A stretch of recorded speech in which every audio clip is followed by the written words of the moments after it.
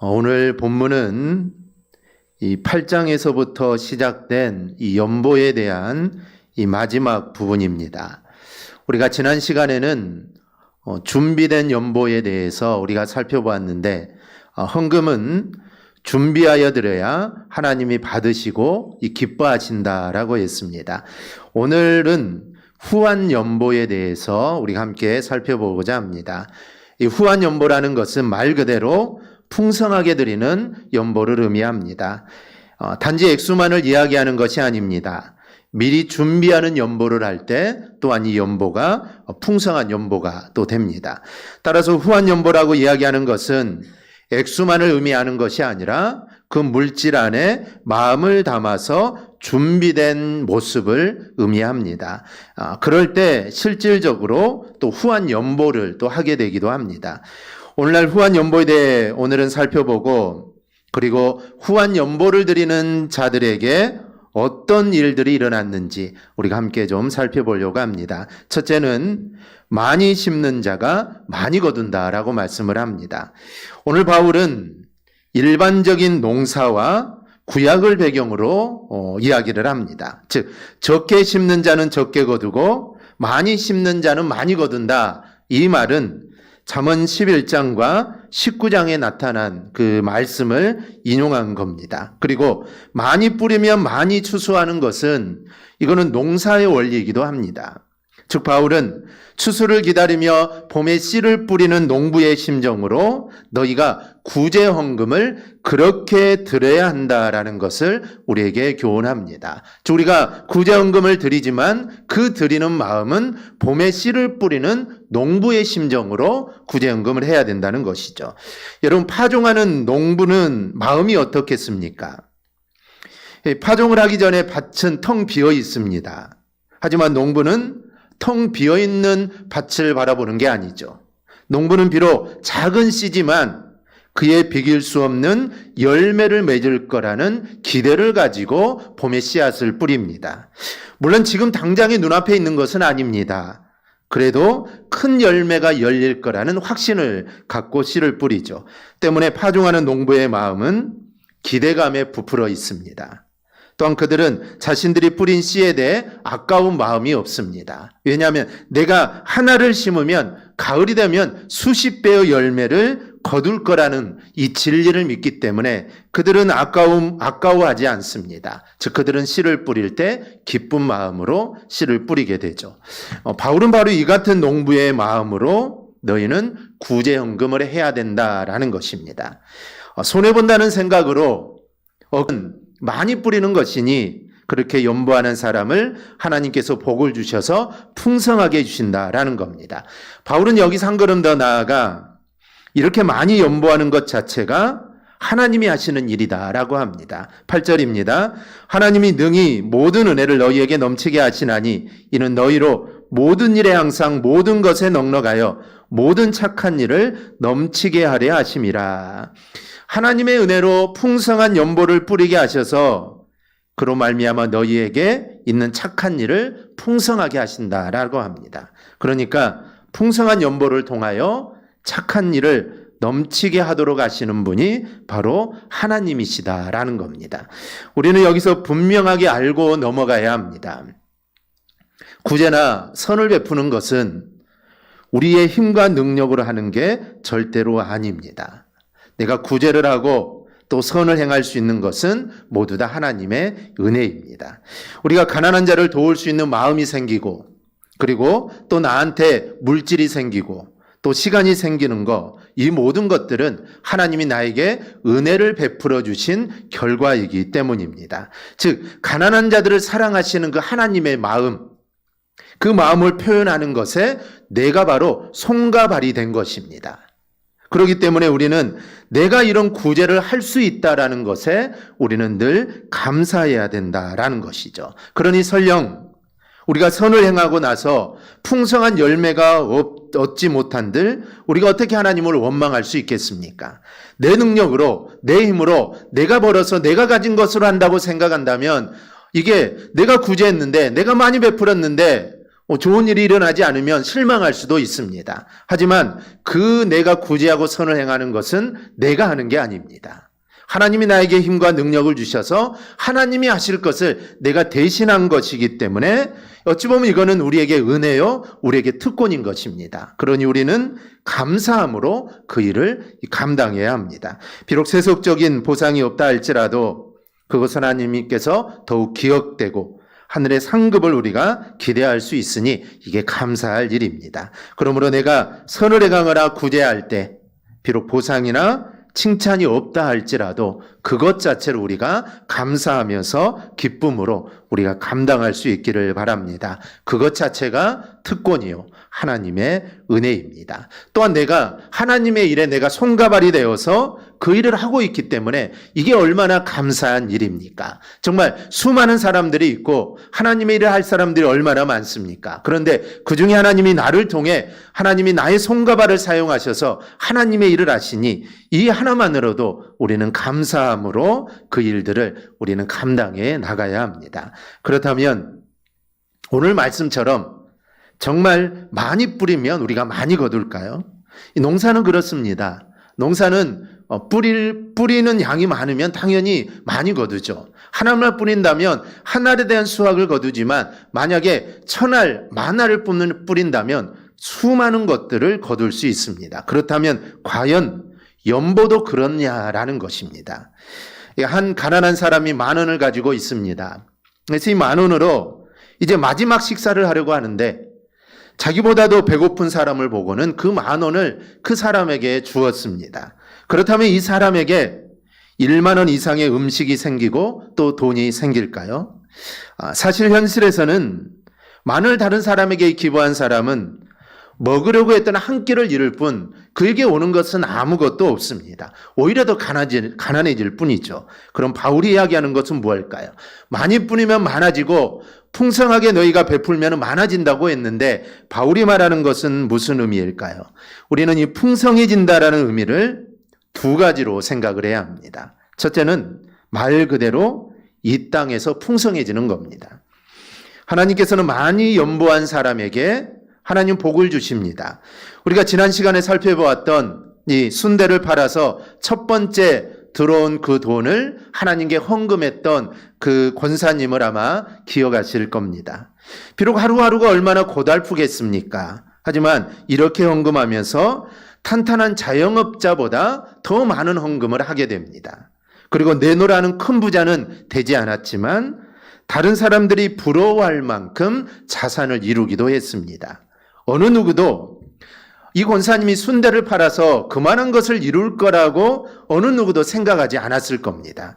분명히 이 땅에서 하나님의 복을 받았다라고 할 수가 있죠. 어려운 중에 구제하여도 더 풍성해지는 은혜가 실제적으로 있다라는 것을 우리는 알 수가 있습니다. 그러나 이것을 모든 사람에게 적용할 수는 없습니다.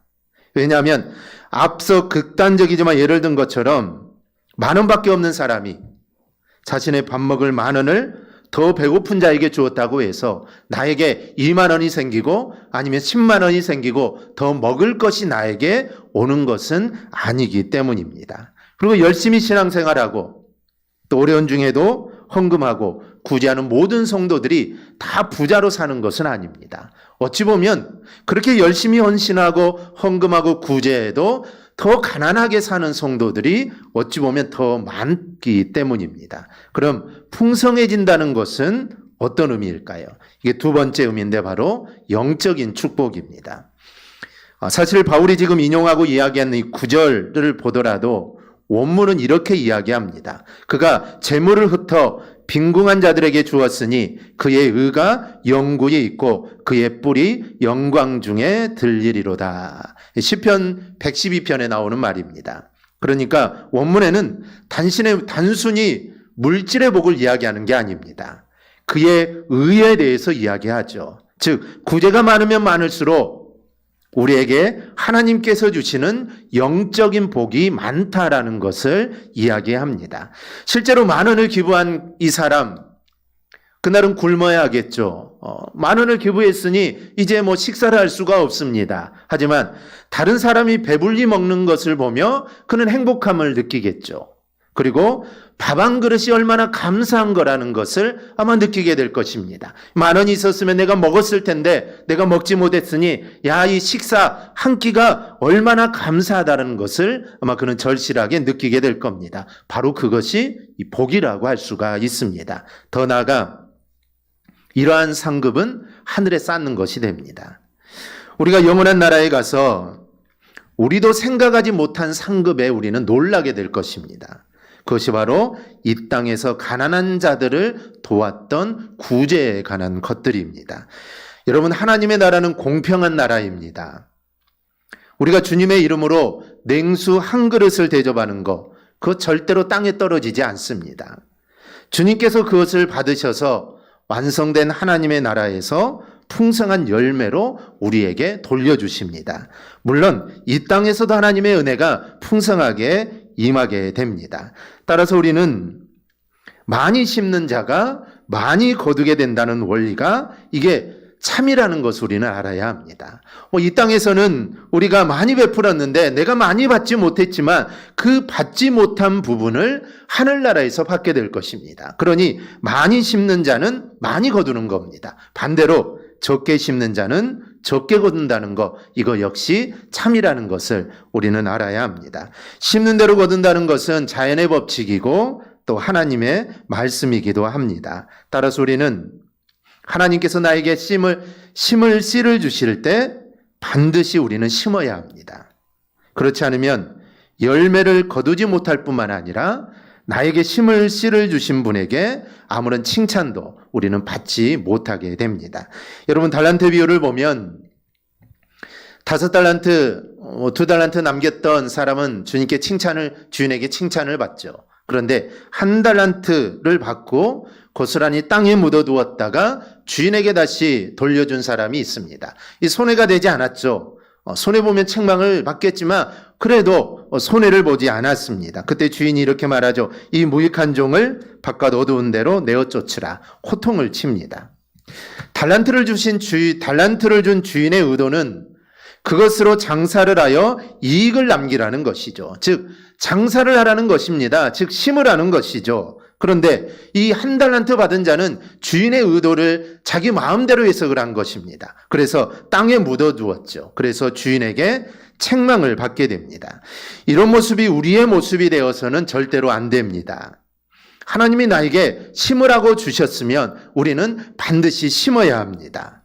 우리가 가진 것으로 구제를 하라고 하면 우리는 해야 하는 것입니다. 하나님 우리를 어렵게 하고 또 고난받게 하려고 나누라고 말씀하는 것이 아닙니다. 심으라고 말씀하시는 분이 반드시 심을 수 있는 씨도 하나님 반드시 주시는 분입니다. 이 종교개혁자 칼빈이 이렇게 말하죠. 아무도 예물을 바치지 못할 정도로 가난하거나 비천한 사람은 없다라고 합니다. 즉 마음의 문제다라는 것이죠.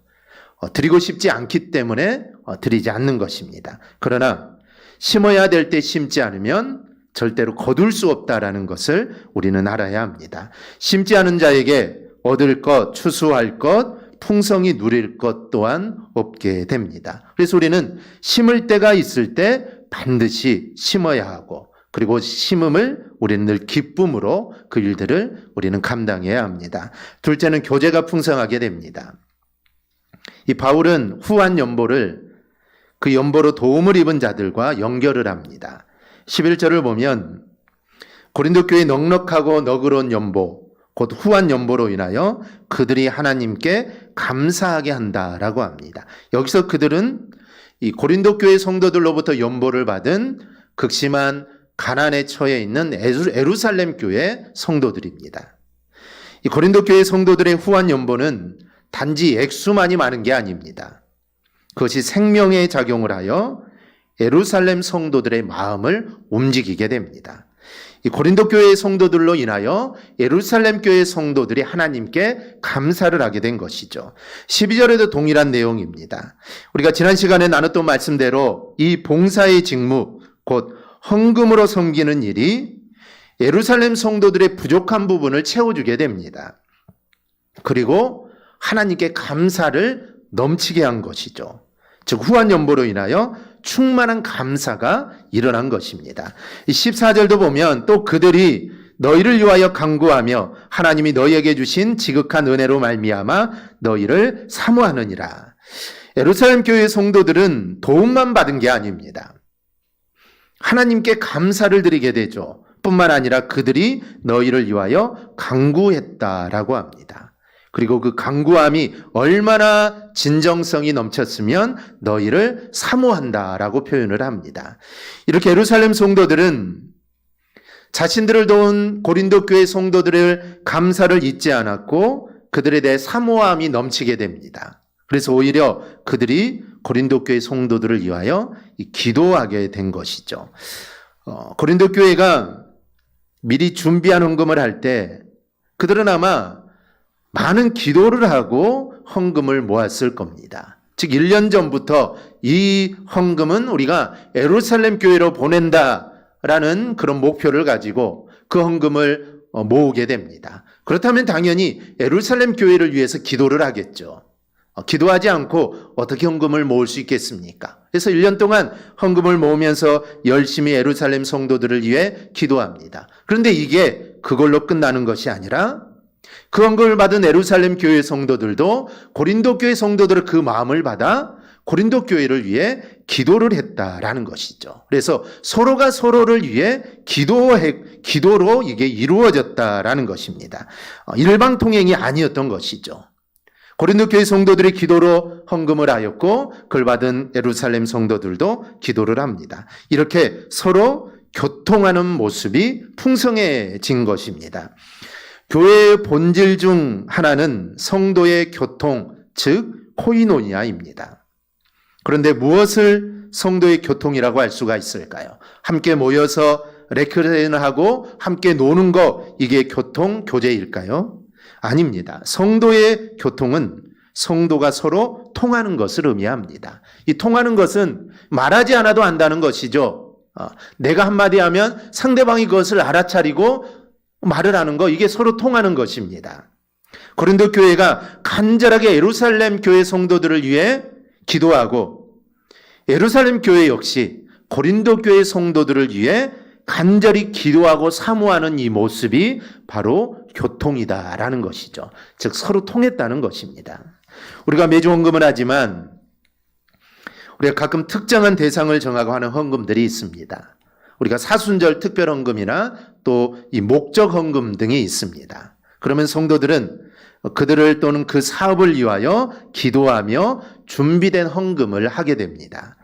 그러면 그 헌금을 받는 대상들 역시 기도하며 헌금한 교회를 위하여 기도하는 것입니다.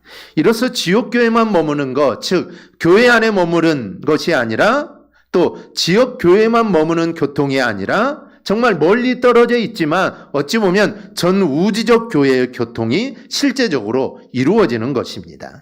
어떤 교회들은 각 전도회가 진짜 선교를 하는 교회들이 있습니다. 우리 교회도 참 그렇게 되면 참 좋겠다라는 생각을 합니다. 각 전도회가 국내의 교회나 선교사님들과 짝을 맺어서 그 전도회에서 드린 선교 헌금을 교회가 모았다가 짝을 맺은 선교사님이나 시골 교회에 보냅니다. 그러면 전도회원들은 헌금을 할 때마다 기도하겠죠. 왜냐하면 이 선교 헌금은 이 특정한 교회에 들어지기 때문에 당연히 기도를 할 수밖에 없습니다. 그러면 그 헌금을 받은 선교사나 시골교회 목사님은 당연히 그 전도회나 성도들을 위해서 기도를 할 수밖에 없다라는 것이죠. 그러니 그렇게 헌금을 서로 하고 서로 기도하다가 오랜만에 또 만나는 경우들이 있습니다. 이 선교사님들이 국내에 들어와서 교회 오기도 하고 또 시골 목사님들이 올라와서 또 만나기도 합니다. 그러면은 아마 오래전부터 친숙해진 느낌들이 들 겁니다. 왜냐하면 서로 기도해 주었기 때문이죠. 얼굴은 본 적은 없지만 서로 기도하고 기도해 주었기 때문에 정말 친근감이 든다는 것이죠. 교통이 이루어지는 것입니다. 즉 준비된 후한 연보는 서로를 위하여 기도와 교통이 더욱 충만해지는 은혜가 이루어지게 되는 것입니다. 그러므로 우리는 헌금을 드릴 때 준비된 마음으로 드려야 합니다. 그리고 기도함으로 우리는 드려야 합니다. 특별히 우리가 성교헌금을 하나님께 드릴 때는 간절한 마음으로 기도하며 드려야 합니다. 그렇게 드려질 때 우리의 헌금이 온전하게 드려지는 것입니다. 셋째로 하나님의 영광이 풍성히 들려지게 합니다. 연보는 가난한 사람을 위하여 사용하는 게 원칙이라고 이야기했습니다. 물론 현대 교회에서는 목회자 생활비도 헌금을 통해서 지급을 합니다. 또 교회 관리 비용도 마찬가지입니다. 연보가 구제에 사용되어야 한다는 것은 연보가 꼭 이곳에만 사용되어야 된다는 게 아닙니다. 사용되는 것 중에 대표적인 부분을 이야기하는 것입니다. 그래서 헌금은 다 구제해야 된다, 이게 아니죠. 헌금이 여러 군데에 쓰이지만 그 중에 대표적인 부분이 바로 이 구제라라는 것입니다. 현실적으로 미자립교회에서는 목회자 생활비를 마련하는 것도 어려울 때가 많습니다. 그럼에도 불구하고 연보의 정신은 가난한 자들을 돌아보는 데 있습니다. 그런데 이렇게 이야기하면 오해하는 게 있습니다. 그럼 헌금은 하나님께 하는 것입니까? 가난한 자들에게 하는 것입니까? 이 가난한 자에게 하는 것이라면 굳이 교회에 통하여 할 필요가 있나요? 직접 하면 되지 않습니까? 나는 이미 기부단체에 이렇게 기부하고 후원을 하고 있는데 그럼 교회에서는 헌금을 하지 않아도 되는 게 아닙니까? 이런 종류의 질문을 합니다. 이 문제에 대한 해답은 하나님의 역사라는 관점에서 우리가 살펴봐야 합니다. 1절과 오늘 본문 12절을 보면 봉사의 직무다라고 합니다. 우리가 헌금을 드리고 헌금을 관리하여 또 사용하고 그 중에 일부를 가난한 자들을 구제하는 것은 교회의 본질적인 사역이라는 겁니다. 그러니 우리는 교회를 통하여 이 일을 해야 합니다. 물론 개인적으로 하는 것도 바람직하고 필요한 일입니다. 그리고 넓게는 그것 또한 하나님께 드린 연보라고 할 수가 있습니다. 그런데 하나님은 우리가 이 땅에서 교회를 이루어 생활하기를 원하십니다. 즉 교회를 통해서 우리가 신앙생활을 하고 함께 교제하고 함께 살아가기를 원한다는 것이죠. 그러면 교회의 고유한 직무를 감당해 나가는 것 역시 하나님이 우리에게 맡겨주신 사명이라는 것을 우리는 절대로 잊어서는 안 됩니다. 그래서 본문 13절에서 이렇게 말씀합니다. 모든 사람을 섬기는 너희의 후한 연보로 말미암아 하나님께 영광을 돌리고, 올바르게 드리는 연보는 하나님께 영광을 돌리는 일이다라고 합니다. 하나님께 영광 돌린다고 말로만 하는 것은 하나님을 기만하는 것입니다. 자신의 물질을 하나님께 헌금으로 드려서 우리는 영광을 돌려야 합니다. 그래야 교회가 그 헌금을 모아서 가난한 자들을 구제함에 사용함으로써 하나님께 진짜 영광이 돌려지는 것입니다. 14절을 보면 이렇게 말합니다. 하나님이 너희에게 주신 지극히 큰 은혜로 말미암아. 이 고린도 교회가 예루살렘 성도들의 기근을 생각하며 연보한 것을 하나님이 너희에게 주신 지극히 큰 은혜다라고 말을 합니다. 그러니 교회를 통하여 헌금하는 것이 하나님의 은혜다라는 것을 우리는 알아야 합니다. 이 성도는 개인적으로 이모저모 기부하는 행동을 할 수가 있습니다. 그러면서 반드시 교회를 통하여 연보하는 것이 있어야 합니다. 그것이 바로 하나님께 영광을 돌리는 일이고 그것이 또한 하나님의 은혜를 이루는 일입니다. 그리고 교회는 이 일을 봉사의 직무로 책임감을 가지고 감당해 나가야 하는 것입니다. 우리가 후한 연보가 하나님께 영광이 된다는 것을 우리는 잊어서는 안 됩니다. 하나님 앞에서 준비된 연보를 하면 할수록 하나님의 영광이 더욱더 풍성하게 드러납니다. 그 연보가 또 모여서 하나님의 역사가 풍성하게 이루어지는 것입니다. 교회가 세상의 빛과 소금이 되는 일이 어떻게 가능할까요? 성도들끼리만 어려움을 돕는 게 아니라 세상에 있는 어려운 자에게도 관심을 갖는 것입니다. 그럴 때 그렇게 그들을 섬길 때 그들은 그리스도의 사랑을 알게 되는 것이죠. 세상 사람들은 내가 모르는 사람을 잘 돕지 않습니다. 그래도 나에게 무언가 이익이 있고 그래도 내가 조금이라도 아는 사람이어야 돕는 것이죠. 내가 전혀 모르는 사람이고 내가 그 사람을 도왔는데 나에게 아무것도 돌아오지 않는다면 그 사람을 도와주는 거 이게 쉽지가 않습니다. 좀 인면색이 좀 있어야만 도울 수 있는 것이죠. 그런데 교회는 그렇지 않습니다. 그 사람이 우리 교회에 아무런 상관이 없고 그 사람을 도와준다고 해서 교회가 이익이 되는 것도 아니고 정말 모르는 사람이지만 그래도 교회는 그 사람을 돕는 것입니다. 그러면 그 사람은 왜 나하고도 아무런 관련이 없고 나하고 상관없는 이 교회가 왜 나를 도울까? 그러면 그들은 그리스도의 사랑을 알게 되는 것입니다. 연보는 이렇게 통하여서 하나님께 결국은 영광이 돌려지는 것이고 그리고 그렇게 구제함으로 인해서 십자가의 보혈의 은혜로 구원받는 자가 늘어나게 되는 것입니다. 즉 구제가 전도요 선교가 되는 것이죠. 그러면 하나님께 영광이 더욱더 풍성하게 돌려지는 것입니다. 따라서 우리는 연보가 하나님의 영광을 풍성하게 한다라는 것을 우리는 잊어서는 안 됩니다. 연보는 하나님께 준비하여 우리는 드려야 합니다. 그러면 후한 연보를 할 수가 있습니다. 이런 후한 연보는 드리는 자를 또 풍성하게 만듭니다. 그리고 성도의 교통을 풍성하게 합니다. 뿐만 아니라 하나님의 영광을 풍성하게 드러나게 합니다. 하나님의 역사는 이런 연보를 통하여 이루어지는 것입니다. 우리가 이 사실을 잊지 말고 우리가 하나님께 헌금을 드릴 때 우리가 준비하여 하나님께 드리고 그리고 그 물질을 모아 또 교회가 봉사의 직무, 즉 사명감을 가지고 그 일들을 감당해 나갈 때 하나님께 영광이 올려지게 되는 것입니다. 우리가 이 사실을 기억하고 우리가 하나님께 연보를 드릴 때 정말 풍성하게 드려서 그 일들을 통해 또 구제의 일들이 이루어지고 그리고 결국에는 하나님의 영광이 드려지는 그런 일들을 우리가 잘 감당해 나가기를 주님의 이름으로 축원합니다. 아멘. 기도하겠습니다.